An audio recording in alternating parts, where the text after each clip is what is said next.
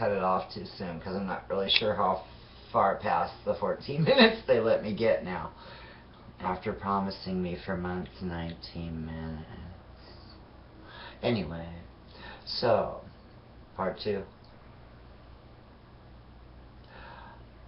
The experience with Detective Johansson was traumatic. I'm not even going to begin to lie. Because now when I think back about this event, do you see how I could have easily just been pushed around and shoved into and naively just blindly followed whoever told me to do what the fuck ever? Especially if I believed that your authority was superior to my own.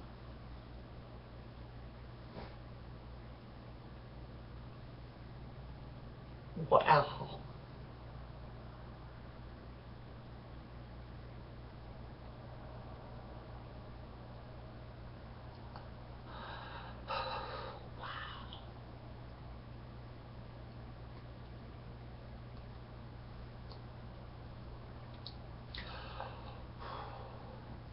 See, I didn't,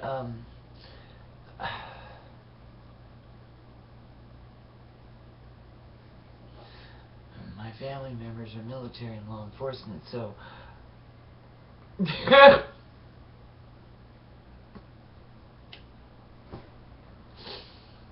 Anyway. He traumatized me. I tried to go home and talk about it and say something, and I couldn't get anybody to listen to me, and it pissed me off. And so I hit the bricks again. Only this time I wasn't so fucking lucky. I was hanging out in front of that fucking donut shop across the street from Pike Place Market.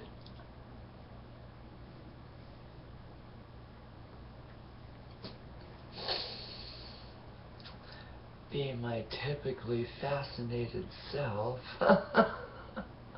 Always knowing to not go inside the donut shop. That was an instinct. I stayed away from that creepy fucker. I'm sorry about the rest of you that got caught up by him. And he was allowed to do what he did for years because the police wouldn't fucking listen. Because, of course, we're just a bunch of throwaway kids, right? Because your bra-burning bullshit pushed my mother out the fucking door and left me as chief cook and bottle washer, and I couldn't fucking handle the job because I wasn't trained to do that. But I got trained, didn't I?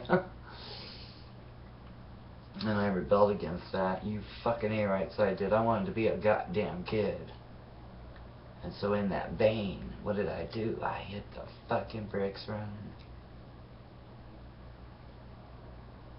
I can never tell you for a fact that this is this man's name, but this would be right about the time that Michael Marche snatched me up.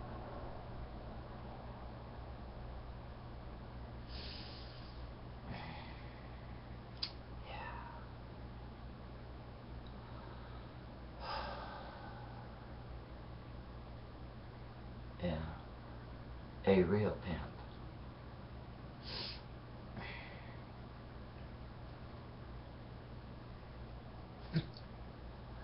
Wow. It took me probably the better part of almost 10 days to get away from him in total. From beginning to end. Because he did snatch me up a second time. But after the first event where he flipped out in the emergency room and took the, they used to have these card imprinters for the insurance cards. And he was so angry at these people because of a headache he had, right? That he literally ripped the whole fucking thing off the desk. I'm only 15. If I weighed $130 soaking fucking wet with rocks in my goddamn pockets. You feel me? This man was big.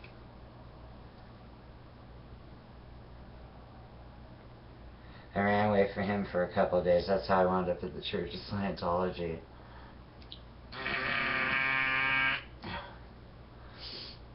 They snatched me up, promised me a job, had me work for a week, and they never paid me. But I read lots and lots of those personality inventories while I was down there in downtown Seattle. Oh yes, I fucking did. I was like, really? It was like it was this clearinghouse for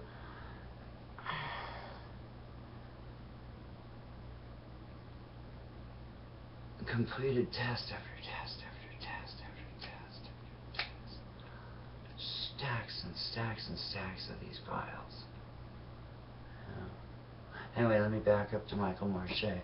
My father, one of the original Green and White Service Corporation owners, aka Far West Taxi, the original one, from Seattle.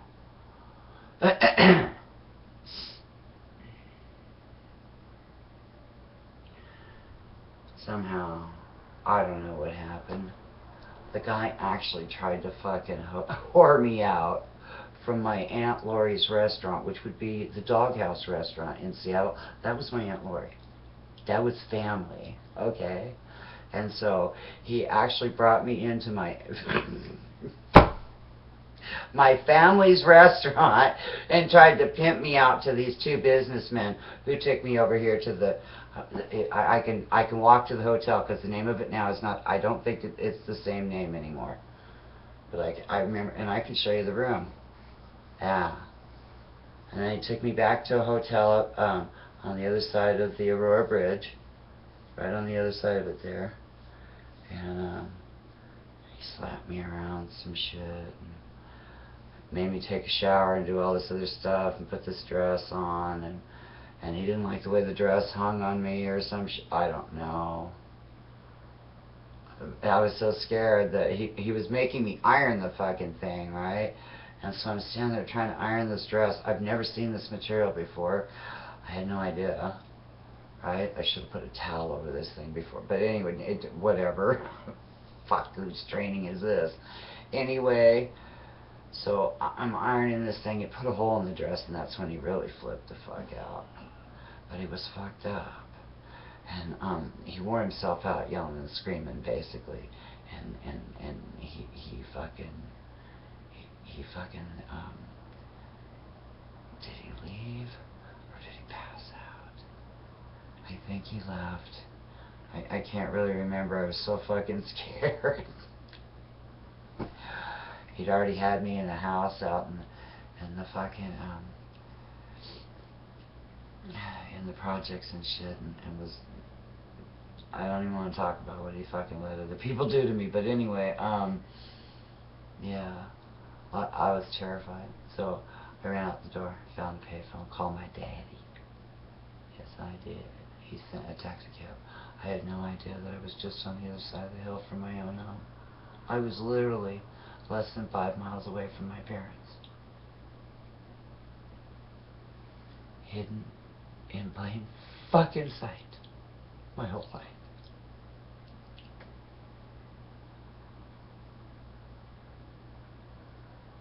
Wow.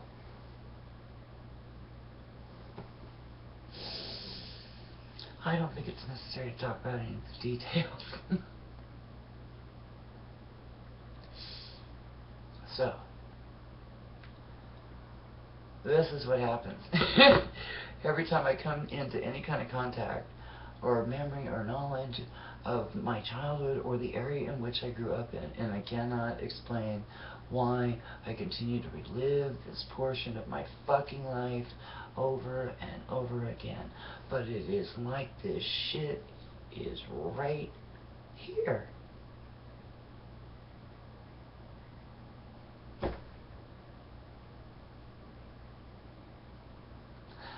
At least I can breathe when I talk about it now. It only took 40 years.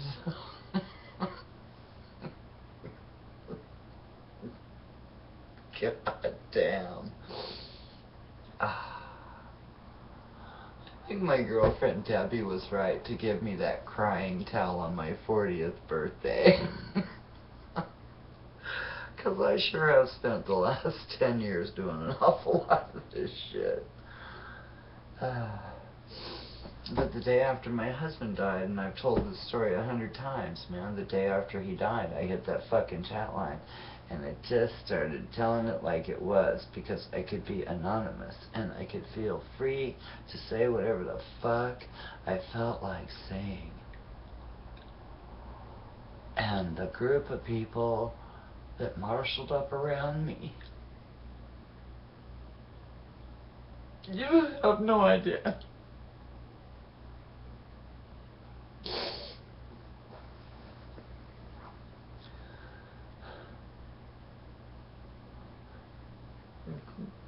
The bond through that telephone. Oh my God. Fuck, people have gotten married. We've had weddings and anniversaries and babies and funerals and...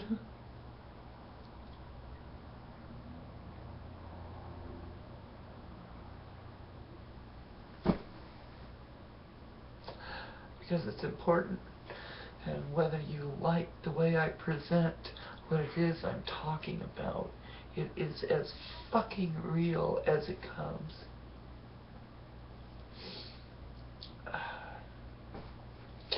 I didn't know anything about fucking gang members when I was a kid. I was my own little gang member. What the fuck? Are you kidding me? I was a trooper.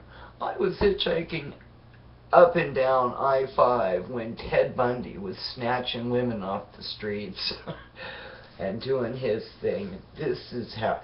Don't ever get it fucking twisted about this one not having any goddamn balls, because you would be sadly fucking mistaken.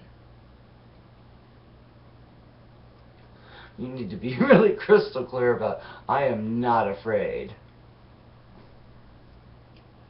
And I refuse to stay trapped in anybody else's fucking fears either.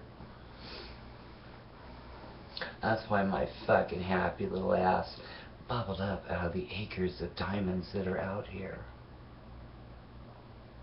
All of us that have been through all of that.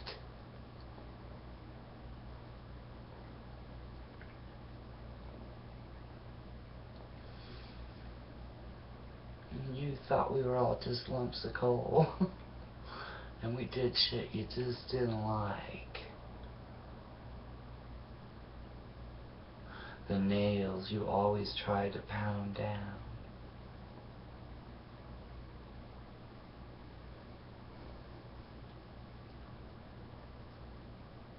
Really? You may want to think twice and reconsider your fucking paradigms when dealing with me. This is what I do now. Yeah. I'm not the average one. And there are so many of me out here. I fucking love it. Yeah. Fuck yeah. Winning.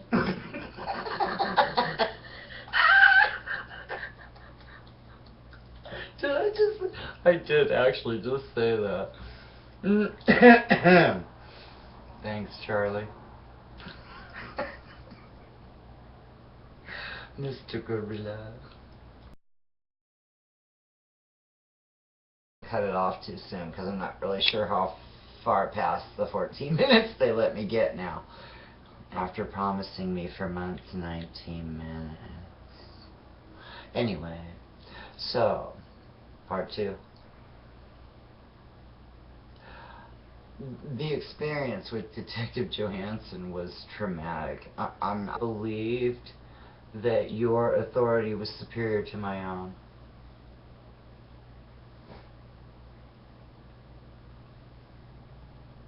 Wow.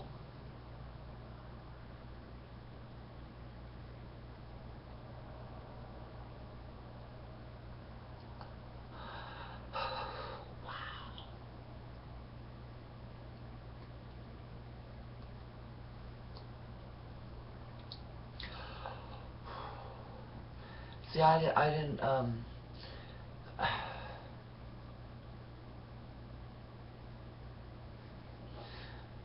family members are military and law enforcement, so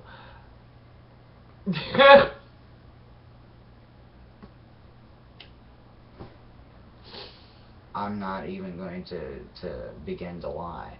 Because now when I think back about this event, do you see how I could have easily just been pushed around and shoved into and naively just blindly followed whoever told me to do what the fuck ever?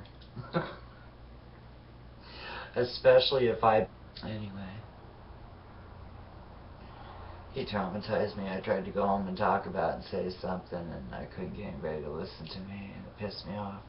And so I hit the bricks again. Only this time I wasn't so fucking lucky. I was hanging out in front of that fucking donut shop across the street from Pike Place Market.